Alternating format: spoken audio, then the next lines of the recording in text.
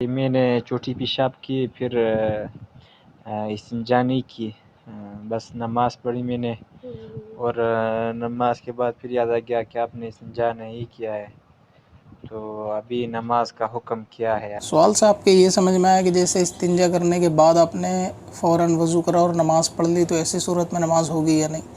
یعنی پیشاب کرنے کے بعد، اور چھوٹا پیشاب شاید آپ نے کہا چھوٹا استنجا ہوتا ہے وہ، یا بڑا استنجا ہوتا ہے لیٹرنگ وغیرہ کرنے کو،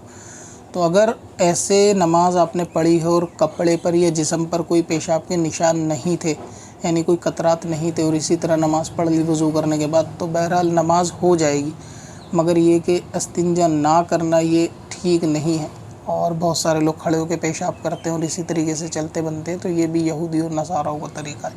اور یہ ایک سنت کا ترک کرنا ہے، لہٰذا استنجا کرنا چاہیے، اگر پانی میسر نہ ہو تو مٹی کے ڈھیلے سے ہو،